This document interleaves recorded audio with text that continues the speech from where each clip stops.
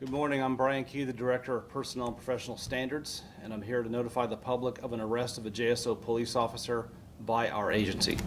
This morning, Officer John Burgos was arrested on 1 count of false imprisonment, a third-degree felony, and 1 count of battery, which was a first-degree misdemeanor. At the time of his arrest, Burgos had been employed by JSO for 6 years and 4 months, having been hired by the agency in June 18 of 2018. As he has been criminally arrested, he is now the subject of an internal investigation by JSO. He has been stripped of all police authority and suspended without pay. While there is due process that must be followed, the agency will be terminating Officer Burgos. This is an active criminal case, so there's limited information with which I can provide you at this time. However, the following is a summation of the facts which support Burgos' arrest. Around 4 p.m. yesterday, Burgos was on duty as a patrol officer in uniform. He was dispatched to a call for service and met with a crime victim. Because of the victim's privacy rights, I will not provide any identifying information about the victim or the underlying call for service.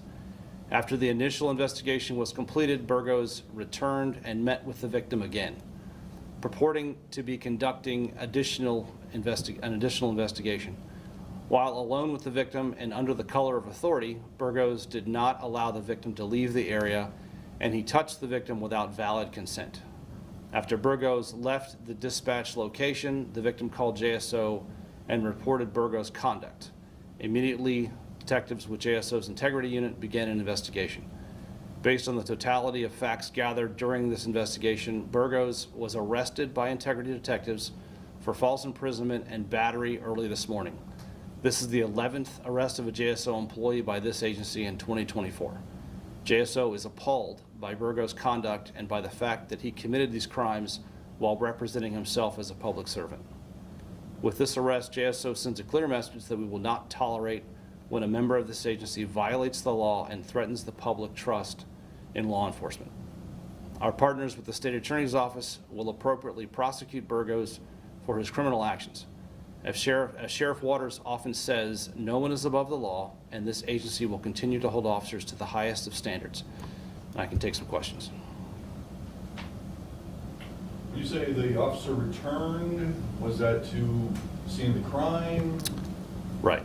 And how did he stop the victim from leaving? Was the scene of the crime their home? He was acting like he was doing a follow-up to the initial investigation. He was reporting that he was needed information from her, wanted to see some injuries, that type of thing. So it was completely not part of what he was supposed to be doing. How can a victim tell in the future that that's how well, our officers are going to have body cams on.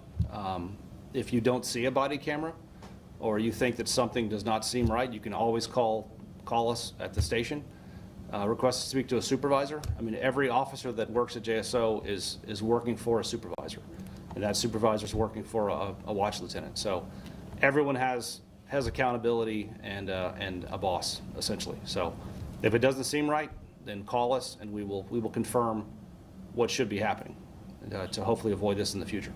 What numbers? You can call 911 or 630-0500 is the non-emergency number, but the same person answers the phone. 911, of course, gets answered quickly, and if it's an emergency, then call that one. Is that something that you can do in the heat of the moment, or? Sure, absolutely.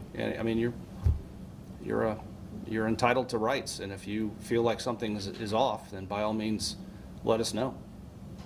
You happen to have any details of what the original call was about and what part of town this was in? No. Based on the Florida statutes about these types of crimes, we're not able to identify the victim in any way, shape, or form. Looking at Burgos' history with JSO, there are a lot of incidents on here, but a lot of it includes remedial training. Can you kind of explain what goes on in remedial training? If an employee makes a mistake, and let's say it's a mistake that was made in good faith, but it was improper to how they were trained, then instead of just strictly disciplining that employee, we will try to train them and get them to the standard that we expect. Those are typically minor more minor offenses. If you look, you probably have a copy of his concise. For example, the written reprimand level 1 in 2022 was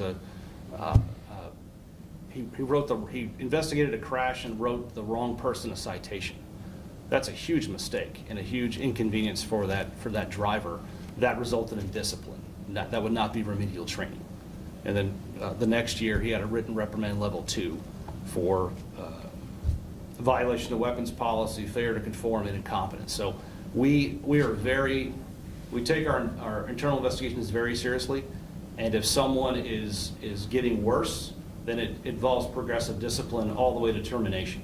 So he never did anything to get terminated, but he was certainly working towards that and being monitored by his supervisors. So.